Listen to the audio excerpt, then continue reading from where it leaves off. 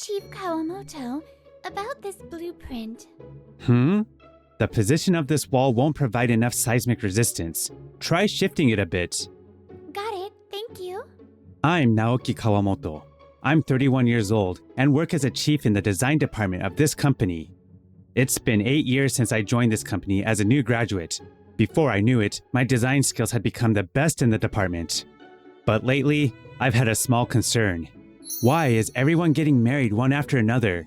Friends, colleagues, even juniors and subordinates, they're all tying the knots. I've been too focused on work. Since starting my job, I haven't really been in a relationship. Every time I see how happy everyone around me is, I feel a sense of urgency. Ow, Chief Kawamoto, good work! Sorai? What's up? He's Shoichi Sorai, one of my subordinates in the design department. Well, I'm getting married soon, and I'd love for you to come to the wedding, Chief Kawamoto. Here's the invitation. I thought I'd share some happiness with you since you're always working, haha. I see. I'm glad you invited me. Thanks, I'll definitely attend. Since I've been giving him work-related advice, Sorai often throws these snide remarks at me. He probably wants to take a jab at me since he can't outdo me at work, so he tries to assert his superiority in relationships. Though I find it annoying, I accept the invitation, thinking it's best not to create tension at work. A few months later, I attended Sorai's wedding. It's a lavish ceremony filled with people. We're in the middle of the reception. Sorai really splurged on this. Yes, and his wife is quite beautiful too. It seems Sorai's wife's name is Emi. During the introduction, a video played showing how they became close in college and started dating 3 years ago. The reception progresses smoothly, and now it's time for the newlyweds to make the rounds to greet the guests. Sorai, congratulations on your marriage. Thank you. Sorry to get ahead of you in finding happiness. Oh, but Chief Kawamoto lives for his work, so I'm sure our marriage doesn't matter to him.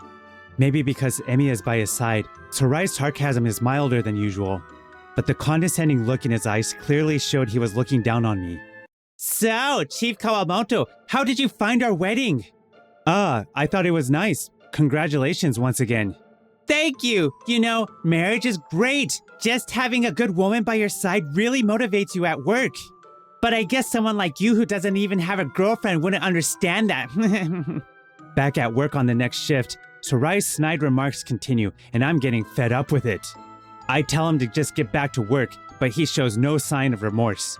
Hey, where do you think people meet their partners? A few days later, feeling increasingly anxious about marriage, I decided to ask a married friend for advice. Oh, so you're finally interested in marriage? I thought you were going to stay single forever, Naoki. I've always wanted to get married eventually. It's just that I've been prioritizing work. Considering it might take 2 or 3 years to get married, I figure I need to start looking for a partner soon. But I don't really know how to meet someone.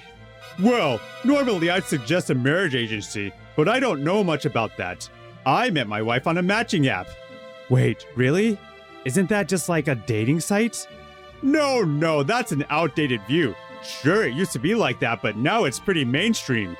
According to my friend, there are many apps where people seriously looking for love or marriage can register. Also, to confirm identities, they require users to submit identification, so there's less fraud and impersonation. Furthermore, many of these companies have strict measures in place to deal with problematic users. These days, it's not uncommon for people to get married through matching apps. The app I used is called Love Koi Matching. The company provides solid support and the fees are reasonable, so I think it's something you could easily use, Naoki. If you say so, I guess. And so, I registered on Love Koi Matching under the name Nao.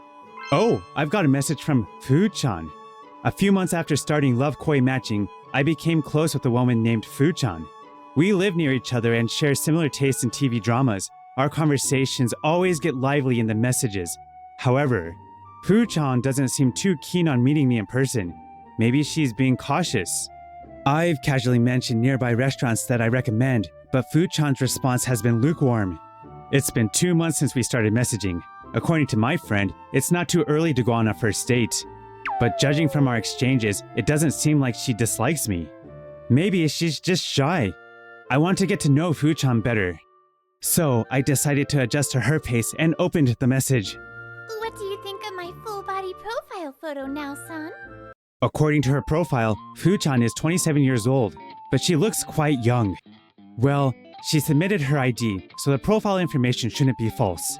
Muttering this, I replied to her message. I think you have a great sense of style and know what suits you. I'm not very good with fashion, so I'd love it if you could help me pick out clothes sometime. Thank you. After a long pause, I received a reply from Fu-chan with just those 2 words. But after that, her responses clearly changed. She started saying things like, "I'd like to go there too," about the restaurants I recommended. And finally, "Would you like to grab a meal sometime? I can tell you more about my favorite dishes." I'd love to. And so, our first date was set. In person, Fu-chan was adorable, but she looked so young that I was initially taken aback. However, once we started talking, the conversation flowed as smoothly as it had in our messages. It doesn't feel like we're meeting for the first time, does it? I'm really glad I met you now, son. Then, Fu-chan smiled sadly.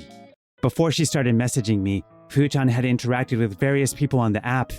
But because of her appearance, she was often avoided or, on the contrary, approached only for her looks. There was one person who seemed nice, but when we met, they said some hurtful things.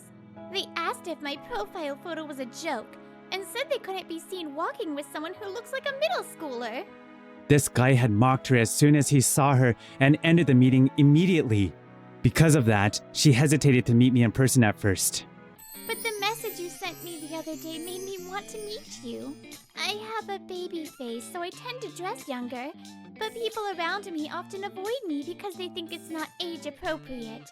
I registered on a matching app hoping to find someone who would understand me despite my appearance. So your comment acknowledging why I dress like this made me really happy. It made me so happy that I took a while to reply. Watching Fu-chan's shy smile, I couldn't take my eyes off her. After that, Fu-chan and I went on several more dates. Each time, our conversations deepened, and I discovered more of her charm. We also shared our real names, and I learned that our full name was Fuka Yamazaki. On the day of our 3rd date, when I had decided to confess my feelings to Fuka, I was focusing on finishing work so I could leave on time. "Today's date night with my wife, so you'll handle this work." It's a bit much to ask me to handle all this work on short notice. Hearing something troubling, I decided to step in. "Hey, you don't have an excessive workload, do you? Don't push your work onto others. Finish it yourself." "You wouldn't understand, Chief Kawamoto, but balancing work and home life is tough." "As a boss, you should consider your subordinate situations." "Well then, shall we bring this up with the department head and discuss your workload?" "Yeah!" Shoichi often slacks off at work, and both I and our superiors have had to scold him several times. He must have realized that if he brought this up, he'd just get scolded again, so he tried to secretly pass his work to a colleague. Wasn't having a good woman by your side supposed to motivate you to work harder? If you keep doing things like this, even Emi-san might lose respect for you. "Fine, I'll do it. I'll get it done. You really are a joyless workaholic, nagging me with logic like that." Thank you, Chief Kawamoto. "No problem. If he tries to push more work onto you, let me know." Afterward, I finished my tasks and managed to leave on time. Incidentally, Shoichi also managed to finish his work, though with a near tearful expression, just in time. Seems like he's capable of doing it on his own after all. I'm utterly exasperated. That night, I steeled myself and spoke the words, despite my legs trembling from nerves. "Fuka Yamazaki, I like you. Would you go out with me with marriage in mind?" Yes, I like you too, Naoki. Let's be together from now on. As Fuka smiled at me, I felt truly fulfilled, like I understood what it meant to have one's heart full. And so, we began dating. After we started dating, we naturally stopped using honorifics and formal language with each other. Just having Fuka near me, I feel supported. I've only focused on work until now, so I'm not really sure what couples do. So sometimes I worry if Fuka is enjoying herself. As long as you're with me, Naoki, I'm happy. Knowing that you're thinking hard about what would make me happy is what makes me the happiest. Thank you, Naoki. It also makes me happy that you share your worries with me. You accepted me as I am, so I want to support you as you are. Whatever challenges we face, we'll overcome them together. Yeah, thank you, Fuka. As I continued these conversations with Fuka, I felt more motivated and focused on my work. 6 months after we started dating, I was promoted to assistant manager. Congratulations, assistant manager Kawamoto. I'm counting on you. Thank you. I'll do my best. Huh? Is Sorai not here? I went over to Sorai's desk, needing to talk to him, but it seems he wasn't around. As I idly glanced over his desk, I spotted a document that made me widen my eyes. A few days later, Fuka and I were out shopping at the supermarket on a day off. As we walked around together, we ran into Sorai and Emi. Oh, assistant manager Kawamoto, what's up? Doing some lonely bachelor shopping? Wait, who's this with you? She's my girlfriend. We've been dating for 6 months. Sorai's smile froze at my words. Huh? Really? You have a girlfriend? Where'd you meet her? I thought you only worked all the time. On a matching app. A matching app? Well, I guess someone like you who can't have a normal relationship has no choice but to rely on an app. I mean, using a matching app is probably why you ended up with a girl like this. And by the way, is she even of legal age?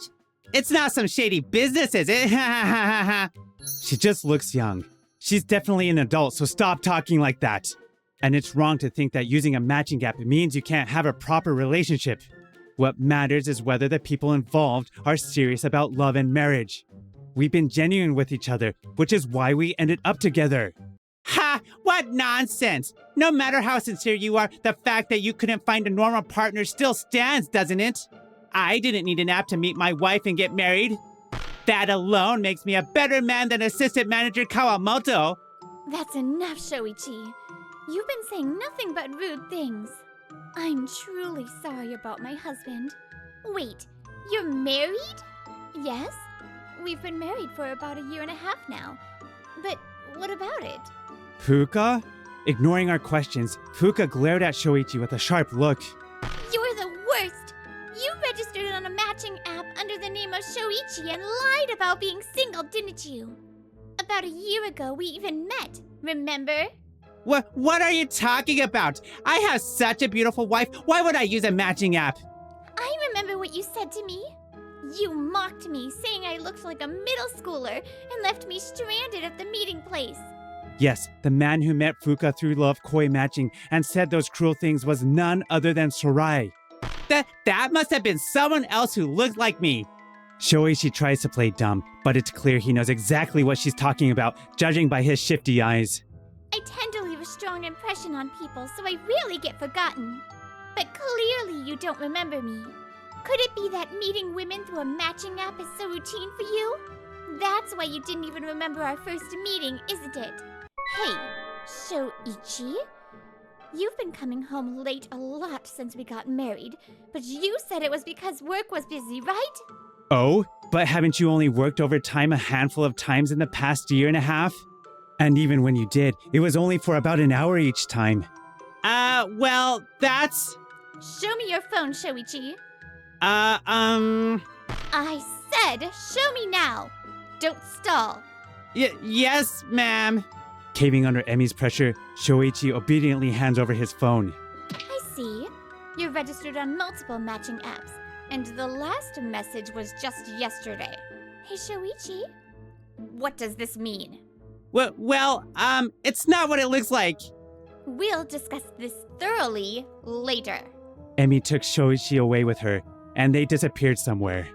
Emi says she's dead set on getting a divorce. What are you going to do about it? Why should I do anything? You brought this on yourself. The first thing Shoichi did when he came back to work was to start complaining. Judging by his tone, it's clear he doesn't think he's at fault. I'm stunned by his complete lack of guilt. It's your fault for saying unnecessary things. You should pay for my alimony. Instead of wasting time blaming others, maybe you should think about how to explain this to the company. Huh? Why would I have to explain anything to the company?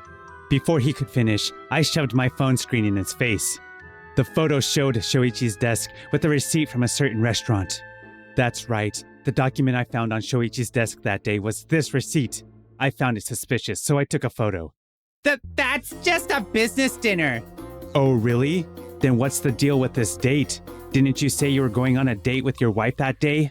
That was the day Shoichi tried to dump his work on a colleague. I remembered it well because it was the day I confessed to Fuka. and the receipt was made out to the company, which didn't match what he said at all. I checked with the accounting department, and it seems you filed this receipt as an expense for a client meeting. Needless to say, falsifying expenses is a form of fraud. If they investigate, the truth will come out. You should think about how to handle this. You piece of... What? I said you're a pathetic loser who can't meet women except through a matching app. You were so desperate for a woman that you had to register, huh? A guy like you who's only good for work has no chance with women. So how dare a worthless guy like you ruin my life? What are you talking about? Are you describing yourself? What? I can't help but laugh coolly at a scumbag like him talking about a man's worth. You're the one who registered because you wanted women to play with, aren't you? Although I doubt any decent woman would go for a married man, you underestimate the people who register on matching apps. Sure, some are there just to play around, but those looking to cheat are a small minority. And yet, you lied about being single just to find someone to play with. Even if you meet someone through an app, they're still a person with feelings. On top of that, you didn't even use your own money for your personal entertainment, but instead you burdened the company. People who live so recklessly can't expect to have smooth sailing in life. So, what was it you said? That I ruined your life? You mean you ruined it yourself? Yeah! Leaving Shoichi, who had nothing more to say, I returned to work. Later, an investigation revealed that Shoichi had filed multiple false expense claims. Though the amount was small, it was enough for the company to file a damages claim, leading to a settlement. However, the expense fraud was a clear violation of company policy, and Shoichi was dismissed with cause. Damn it! Why did it have to come to this? Apparently, he had been sneaking money from Emi, who didn't know about the receipts. She had been giving him money for their outings, which he pocketed instead. Already furious over the cheating, Emi completely gave up on Shoichi and divorced him. Furthermore, for violating the terms of use, he was blacklisted by several app operators. Damn it! I can't keep any women or money! Now, unable to register on any matching apps, he's living a lonely life while paying alimony to Emi and damages to the company. Meanwhile, Fuka and I continued dating smoothly and finally got married. I'm so glad I met you, Fuka. Let's keep supporting each other and be happy together. Yes, let's do that. Whether you meet someone through a matching app or elsewhere doesn't really make a difference, I think. What's most important is how sincerely you approach the relationship and how you show that sincerity through your actions. We'll continue to cherish each other and live with mutual respect.